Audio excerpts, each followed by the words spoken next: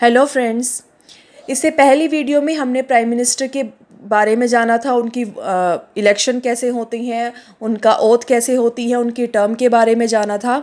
इस वीडियो में हम उनकी पावर्स के बारे में जानेंगे। तो आइए स्टार्ट करते हैं। Powers of the prime minister. हमने इनकी पावर्स को अलग अलग कैटेगरी में डिवाइड किया है। तो आइए स्टार्ट करते हैं। In relation to the council of minister, council of minister के रिलेशन में हम उनकी पावर्स के बारे में जानते हैं। देखिए, सबसे पहले आती है अपॉइंटमेंट ऑफ मिनिस्टर। तो जो हमारे प्राइम मिनिस्टर हैं वो मिनिस्टर्स को अपॉइंट करते हैं। देखिए, he decided the persons to be appointed at the ministers. ये हमारे प्राइम मिनिस्टर ही डिसाइड करते हैं कि भाई ये पर्सन मिनिस्टर बनेगा या ये पर्सन नहीं बनेगा। एंड उनके जो recommend they are name to the president. Prime minister decide करते हैं, फिर उनकी रिकमेंडेशन वो हमारे प्रेसिडेंट को दे देते हैं। देन प्रेसिडेंट उनको मिनिस्टर बना देते हैं। तो मतलब मिनिस्टर्स के अपॉइंटमेंट में प्राइम मिनिस्टर का बहुत बड़ा रोल होता है। उसके बाद एलोकेशन ऑफ द पोर्टफोलियो, मतलब एक तरह से मिनिस्ट्री बोल सकते हैं या काम बोल सकते हैं। ये allocates various portfolios and ministries to the people appointed as the ministers. देखिए, जो लोग मिनिस्टर्स अपॉइंट होते हैं वो उनको बहुत सारी मिनिस्ट्रीज या बोल सकते हैं काम दे देते हैं एक तरह से। तो ये भी कौन करते हैं? हमारे प्राइम मिनिस्टर करते हैं। उसके अलावा ये मिनिस्टर्स को रिमूव भी कर सकते हैं। देखिए, he ask a minister to resign or a recommend the president to remove him। या तो ये खुद ही उसका रेजिग्नेशन मांग लेंगे या फिर ये प्रेसिडेंट को रिकमेंड कर देते हैं कि भाई इनको आप रिमूव कीजिए। वैसे होता ऐसे ही है। Resignation of prime minister. देखिए, अगर मैंने इससे पहली वीडियो में भी बात की थी, अगर प्रेसिडेंट जो है वो लोकसभा के अंदर ट्रस्ट खो देते हैं और उनको अगर रिज़ाइन करना पड़ता है तो पूरी काउंसिल ऑफ मिनिस्टर भी डिसॉल्व हो जाएगी। उनको अपना रेजिग्नेशन देना ही पड़ता है। तो if prime minister resigns, the entire council of minister is also dissolved and become non functional। अगर प्राइम मिनिस्टर रेजिग्नेशन दे देते हैं तो पूरी काउंसिल ऑफ मिनिस्टर्स क्या हो जाती है? डिसॉल्व हो जाती है। यहाँ पर बोला जाता है कि prime minister and council of minister sink and swim together. अब प्रेसिडेंट के रिलेशन में उनके पावर्स के बारे में बात करते हैं। तो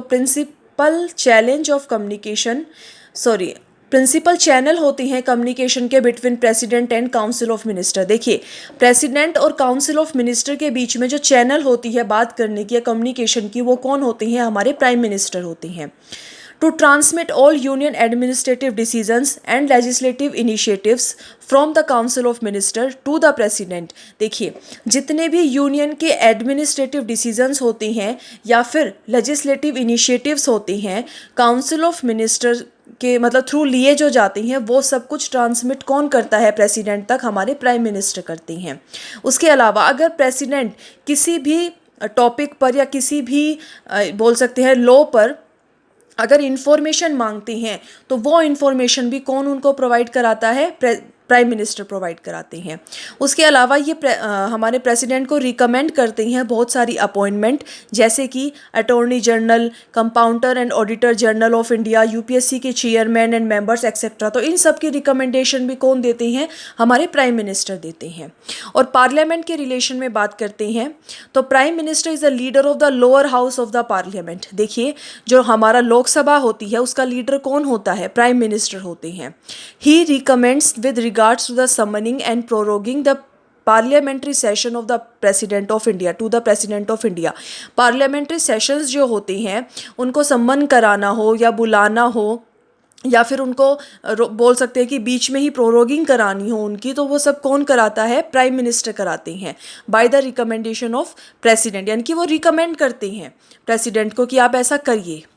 ही can recommend the dissolution of the Lok Sabha to the president and any time. देखिए, अगर लोकसभा को डिसॉल्व कराना हो तो वो भी रिकमेंड करते हैं कौन? हमारे prime minister to the president. यानी कि प्रेसिडेंट को रिकमेंड कर देते हैं कि आप लोकसभा को डिसॉल्व कर दीजिए। उनके अदर फंक्शंस क्या होते हैं?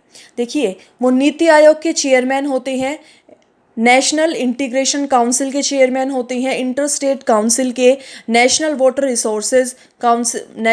रिसोर्सेज काउंसिल के, और बहुत सारी ऐसी ऑर्गेनाइजेशंस हैं जिनके चेयरमैन कौन होते हैं, हमारे प्राइम मिनिस्टर होते हैं। तो इन सब का काम भी इनको देखना पड़ता है।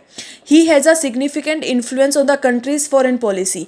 इवन कंट्री की जो फॉरेन पॉलिसी होती है उसका, उनमें भी उनका बहुत बड़ा इन्फ्लुएंस होता है, बहुत बड़ा प्रभाव होता है। तो हम कंक्लूजन के तौर पर बोल सकते हैं कि जो प्राइम मिनिस्टर होते हैं वो बहुत वाइटल रोल प्ले करते हैं in the political administrative system of the India, यानी कि पॉलिटिकल में भी और एडमिनिस्ट्रेटिव सिस्टम में भी जो हमारी कंट्री का है उसमें जो प्राइम मिनिस्टर है बहुत इंपॉर्टेंट रोल प्ले करते हैं। तो आई होप आपको उनकी पावर समझ में आई होंगी। तो इस वीडियो में बस इतना ही, आज की वीडियो में इतना ही। Thank you so much.